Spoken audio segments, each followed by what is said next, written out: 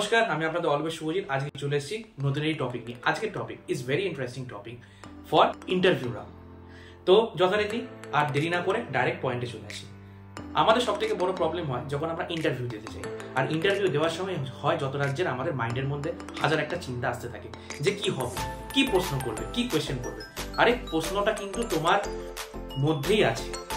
First of all, dress up properly, dress yourself properly, and কিন্তু যথেষ্ট formal পড়ার চেষ্টা করবে। ওই জিন্স প্যান্টস কিন্তু পরে যেও না, ঠিক আছে? তাহলে কিন্তু মুশকিল আছে। সবার আগে কিন্তু এইচআররা কিন্তু সবার ফার্স্ট অ্যাপিয়ারেন্সটাকে ফলো করে যে তার ড্রেস আপটা কেমন। নাম্বার 1 পয়েন্ট হয়ে গেল। নাম্বার 2 হচ্ছে গিয়ে আমি তার সামনে কিভাবে নিজেকে রিপ্রেজেন্ট করছি। হ্যাঁ, বলে রাখি, এই ইন্টারভিউটা হচ্ছে অনেকটা সেই আমাদের ক্রিকেটের 2020 ম্যাচের মতো, যে ফার্স্ট ব্যাটিং পেলে ছক্কা লাগাতে হবে, তাই তো? আপনি ছক্কা লাগাবেন তো? ডেফিনেটলি লাগাবেন। কোথায় লাগাবেন? মাঠে নয় কিন্তু, এটা লাগাবেন আপনি এইচআর এর সামনে, ঠিক আছে? কিভাবে লাগাবেন?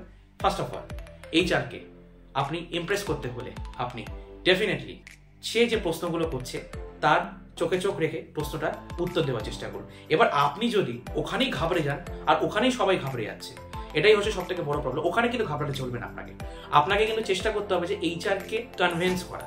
আর এইচআর যা প্রশ্ন করবে, এইচআর যা প্রশ্ন আপনাকে করতে চলেছে, সেই কোয়েশ্চেন্স গুলোকে আপনি ঠান্ডা মাথায় কিন্তু আপনি অ্যান্সার করবেন। আর আরেকটা কথা, ইংলিশটা কিন্তু ফ্লুয়েন্সি অনেক জায়গায় দরকার হচ্ছে এখনকার দিনে। কারণ এখন সবসময় কিন্তু সব জায়গায় কিন্তু বেঙ্গলি বা যথেষ্ট যেটা আমাদের মাদার ল্যাঙ্গুয়েজে কিন্তু ইন্টারভিউ অনেক জায়গায় হয় না। এখন কিন্তু বেশিরভাগ ইংলিশটাই হয়। তাই যথারীতিভাবে অন্তত স্পিকিং পাওয়ারটাকে আপনারা কিন্তু ডেফিনেটলি ইউজ টু করে নেবেন, যাতে আপনার সাথে সে কথা বললে অন্তত বুঝতে পারে যে না, সে স্মার্ট। আর স্মার্টনেসটাই কিন্তু একটা বড় পয়েন্ট। Number 3 point, smartness. এই স্মার্টনেসেই কিন্তু দেখবে যে আপনার স্যালারি কতটা বাড়তে পারে। এই আপনার স্মার্টনেসে সেটা আপনাকে কনভিন্স করতে হবে। তো কনভিন্স করার মতো সব থেকে মেন পয়েন্টটা কি বলি?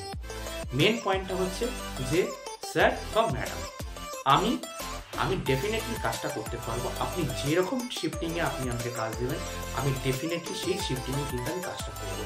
আমার তরফ থেকে কোনো না নেই, কারণ আমি কাজটা করতে চাই, আমার ভীষণ দরকার।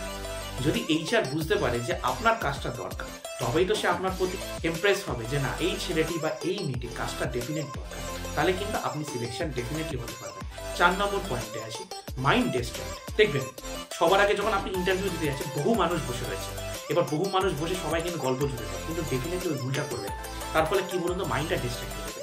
আপনি যথারীতি যাবেন, চুপচাপ ইন্টারভিউটা দিয়ে আপনি চলে আসবেন, দেখবেন সাকসেস আসবে। আর হ্যাঁ, এই 4টে গুরুত্বপূর্ণ টিপস যদি আপনি ফলো করতে পারেন আর নিজের স্মার্টনেসটাকে যদি আপনি বজায় রাখতে পারেন, তাহলে আপনি যে কোনো ইন্টারভিউটাকে আপনি ক্র্যাক করতে পারবেন, আমি গ্যারেন্টি দিতে পারি। তাই আজকের থেকে আর কোনো ইন্টারভিউ নিয়ে কোনো ভয় নয়, এইচআরকে কনভিন্স করুন, আর কোনো অসুবিধা নেই। ভালো থাকবেন। এই ভিডিওটা ভালো লাগলে আপনি কিন্তু সবাইকে এই ভিডিওটা শেয়ার করবেন।